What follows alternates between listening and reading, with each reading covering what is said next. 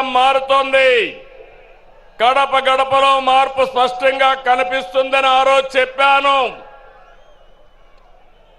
అది మీరు చూస్తే అహంకారంతో విర్రవీగే వారికి ఎన్నికల్లో కడప జిల్లా ప్రజలు అద్భుత చైతన్యంతో తీర్పు చెప్పారు.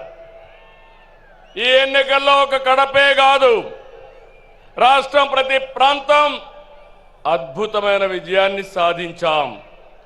ఉమ్మడి కడపలో 10కి 7 గెలిచాం. తమ్ముళ్ళు ఇప్పుడు నుంచి కష్టపడితే 2029లో 10కి 10 సిద్ధమా అని అడుగుతున్నా. మిమ్మల్ని సిద్ధమా తమ్ముళ్ళు అని అడుగుతున్నా. ఆడబిడ్డలు సిద్ధమా అని అడుగుతున్నా.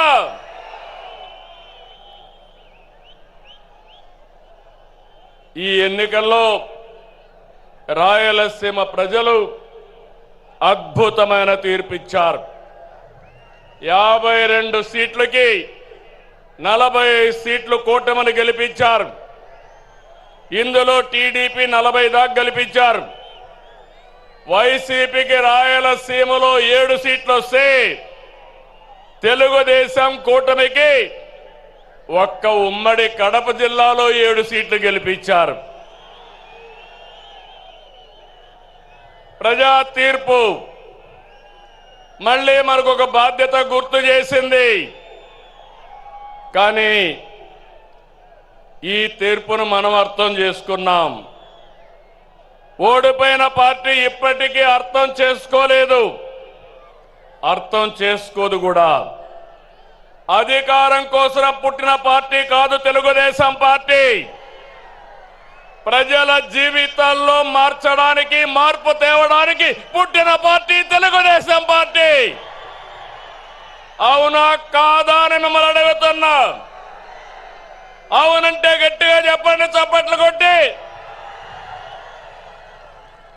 నా సుదీర్ఘమైన రాజకీయ జీవితంలో నేను చూశాను, ఎప్పుడు కూడా ప్రజలంతా కూడా అభివృద్ధిని, సంక్షేమాన్ని కోరుకుంటారు. ఇంకో పక్క పార్టీ ఎలా ఉండాలో, పాలన ఎలా ఉండాలో చెప్పడంలో తెలుగుదేశం పార్టీ ప్రస్థానం ఒక కేస్ స్టడీ. పాలకులు ఎలా ఉండకూడదు, పార్టీ ఎలా నలపకూడదు ప్రపంచంలోనే ఒక కేస్ స్టడీ వైఎస్ఆర్ పార్టీ అని చెప్పి కూడా నేను మీకు తెలియజేస్తున్నా. తెలుగుదేశం పార్టీ ప్రజా ఉద్యమాలు, పోరాటాలు, ఎన్నికలు, గెలుపులు కొత్త కాదని చెప్పి నేను మీకు తెలియజేస్తున్నా. గత ప్రభుత్వంలో 5 సంవత్సరాలు మనం పోరాటాలు చేశాం. హింసా రాజకీయాలు, హత్యలు, కేసులు, అవమానాలు, అవహేళనలు, బూతులు, అణిచివేత అన్ని ఎదుర్కొన్నారు మా తమ్ముళ్ళు, మా ఆడబిడ్డలు. మీరే నా బలం, బలగమని మరొకసారి గుర్తు చేస్తున్నా. మొన్నటి విజయం వెనుక కార్యకర్తల పోరాటం ఉంది, మీ త్యాగం ఉంది, మీ కష్టం ఉంది.